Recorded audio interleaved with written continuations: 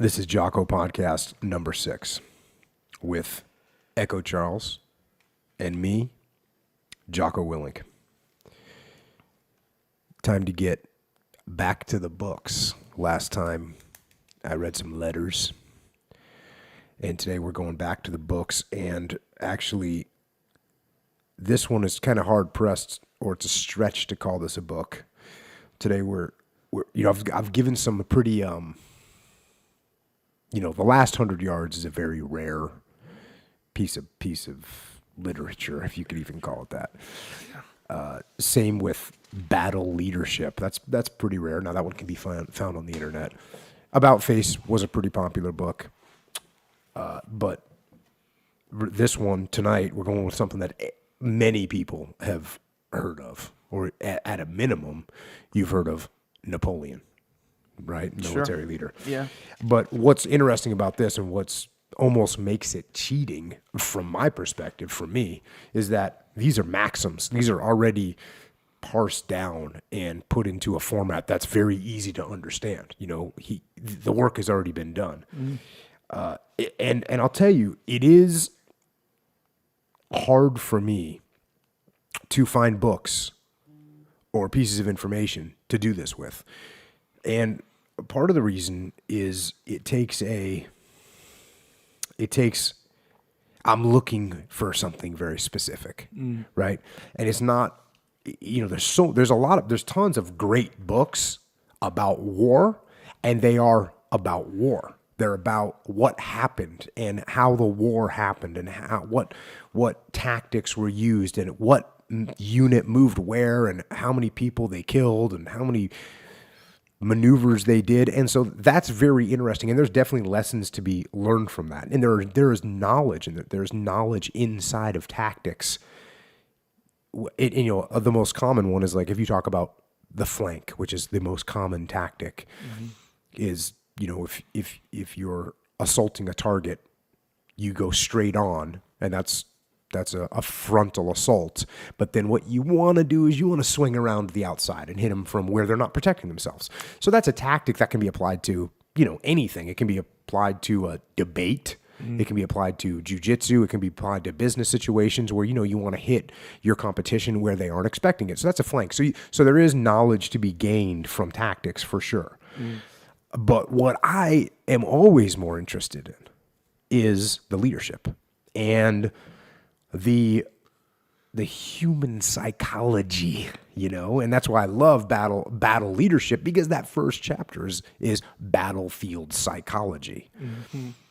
And this is this is World War I. There was no kind of foo-foo, new age, hey, feelings and what are people? No, all that stuff didn't exist. And here's this guy talking about battlefield psychology.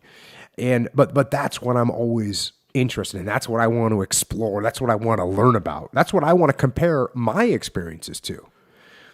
Because, and I've said this before, leadership is the most challenging of all endeavors. And leading these human beings with all these variables is the most challenging, and therefore the most rewarding. So while the tactics are important, and you can gain from them, it's how the people react, what they do, where they go. Those are the things that stand the test of time, and that's always what I'm looking for. So these kind of things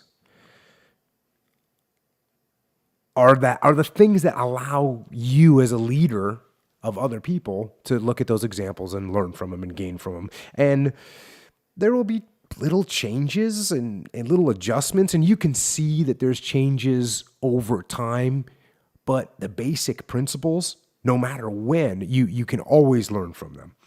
And it's the same thing with the tactics. Like, for instance, there was, when we were fighting in Iraq and Afghanistan, and I did not fight in Afghanistan, but one of my good buddies that fought with me in Iraq, and we brought back a lot of tactics and learned a lot of lessons. And he said, after he went to Afghanistan, he said, oh, it's the same thing.